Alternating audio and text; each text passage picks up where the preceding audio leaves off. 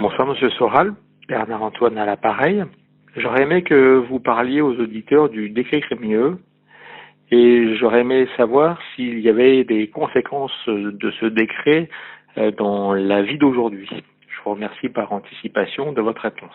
Oui, alors le décret Crémieux, c'est un sujet assez brûlant et qui a trait à la façon dont les Bernard-Henri Lévy, les Attali, qui sont, je le rappelle, des Juifs du Maghreb, et qui d'ailleurs qui ne sont pas des pieds noirs, parce que les pieds noirs, en fait, c'est des Français qui sont partis coloniser l'Algérie, hein, alors que ces Attali, ces Bernard-Henri Lévy, ce sont des gens qui n'ont aucun lien avec la France au départ, qui sont des Juifs du Maghreb et se sont retrouvés français à la faveur du décret Crémieux dont on va parler, et puis aussi à la faveur de la décolonisation, où avec les Juifs tunisiens, ils sont tous montés en France, alors qu'en fait, ils n'avaient pas de lien avec le terroir français. Hein. Donc déjà, bien séparés, pieds noirs, de Juifs du Maghreb, et aussi d'ailleurs bien séparés Juifs du Maghreb avec séfarades, hein, parce que les séfarades, c'est la famille Mendès France, c'était d'ailleurs aussi la famille Chaban-Delmas, c'est historiquement l'aristocratie juive. Hein.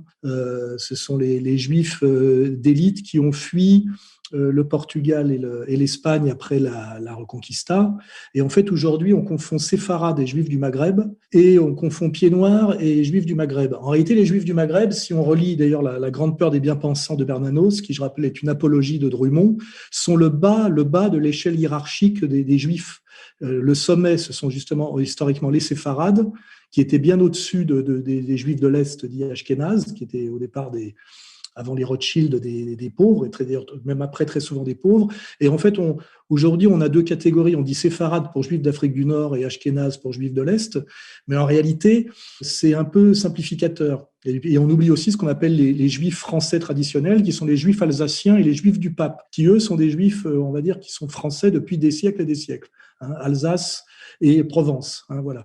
Donc quand on parle de ces sujets très dangereux et très pointus, il faut être très précis. Hein, voilà. Alors après, on va revenir au décret Crémieux. Le décret Crémieux, c'est le décret qui porte le nom de la personne qui l'a fait voter. Alors, je rappelle que ce Adolphe Crémieux, qui était président, je crois, de l'association israélite universelle, enfin, regardez, sachez que je ne prépare pas cette émission, hein, donc je découvre les questions.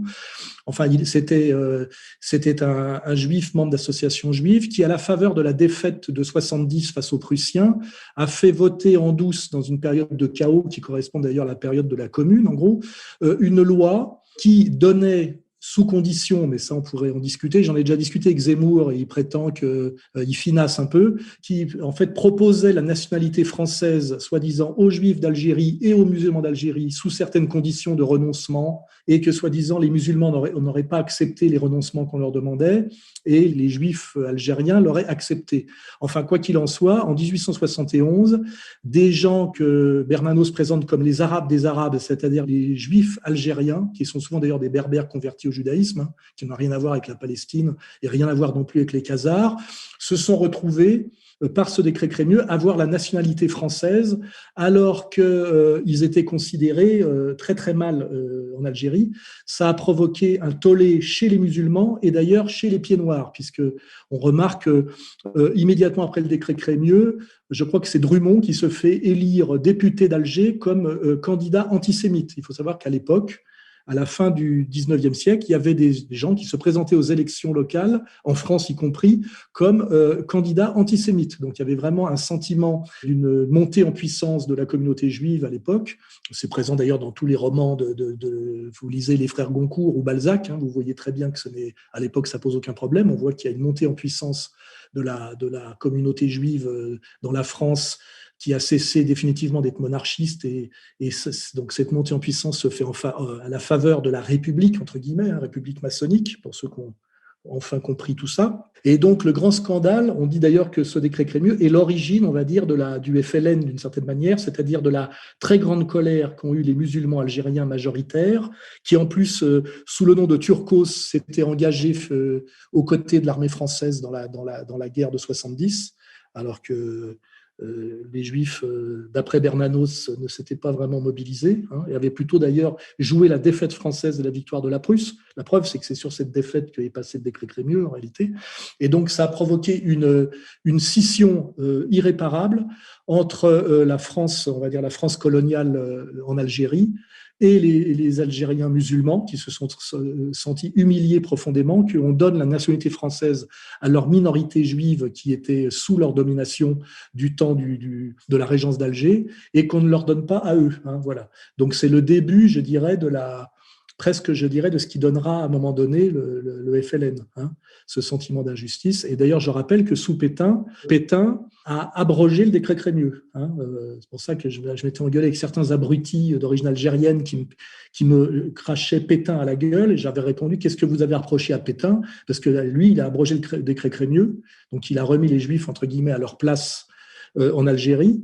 Et d'ailleurs, c'est De Gaulle qui a l'administration gaulliste, immédiatement après-guerre, qui a rétabli le décret Crémieux qui redonnait la nationalité pleine et entière aux Juifs d'Algérie, alors que les Algériens musulmans étaient soumis au statut de ce qu'on appelle l'indigénat. Je fais remarquer aussi sur ce sujet que le jour où j'ai parlé de ça avec Ouria Boutelja, qu'elle connaissait pas bien le sujet visiblement, je pense que Stora lui avait pas trop raconté tout ça, et qu'elle s'est mise à en parler, à partir de la date où elle a parlé du contentieux qu'il y avait entre les Juifs d'Afrique du Nord, qui d'ailleurs contrôlent l'antiracisme en France depuis SOS Racisme, ça donne, comment il s'appelle, Julien Drey, etc.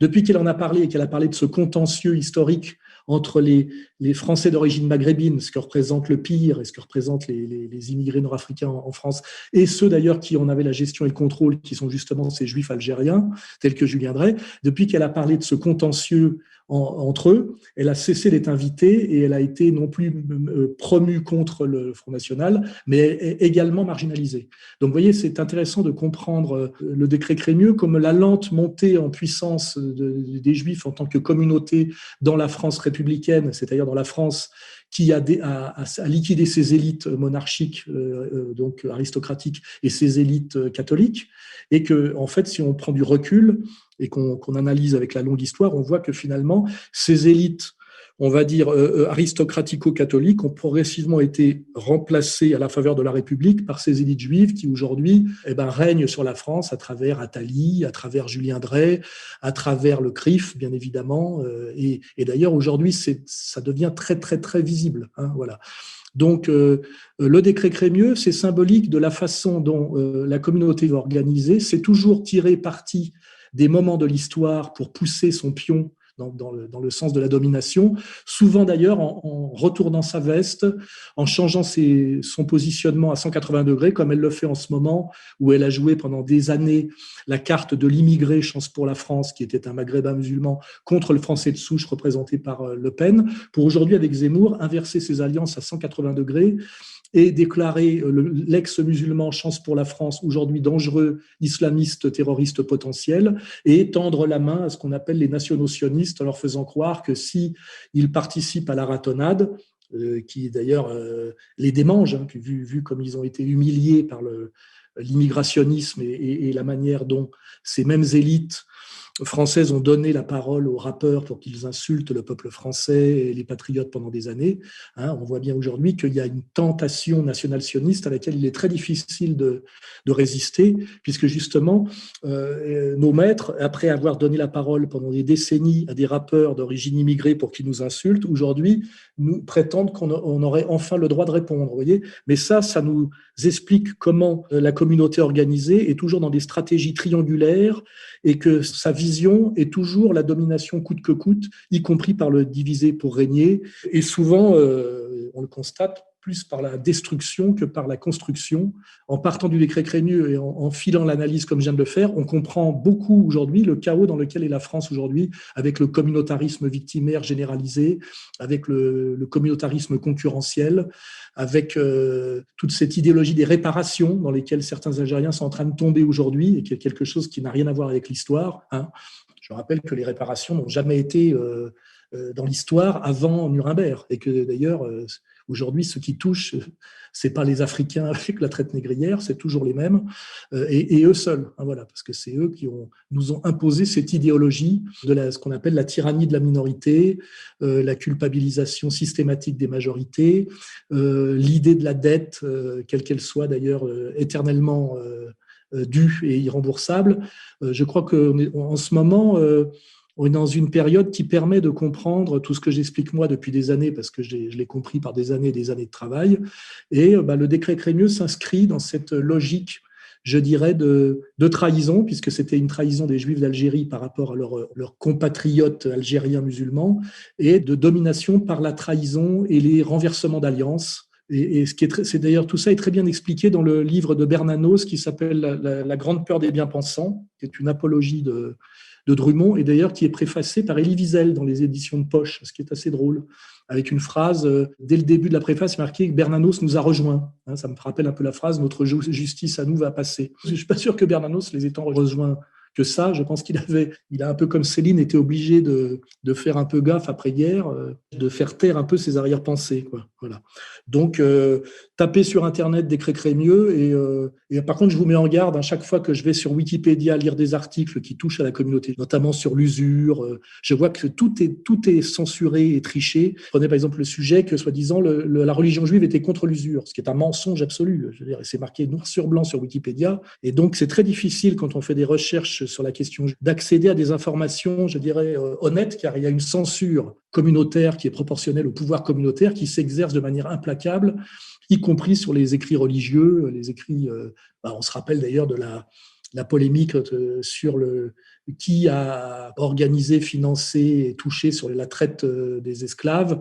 On voit très bien la polémique aux États-Unis, par exemple avec Farrakhan, etc. Il est très difficile d'accéder à la vérité sur tous ces sujets. Je dirais que la communauté organisée a aussi la haute main sur l'histoire officielle et fait un travail comme qu'on appelle dans l'espionnage, de nettoyage systématique pour ne jamais pouvoir être désigné comme le méchant de l'histoire. Hein, voilà, c'est toujours le gentil et la victime. En réalité, quand on travaille, on se rend compte que c'est pas qu'on aille vers la finance, vers l'esclavage, vers le financement des guerres.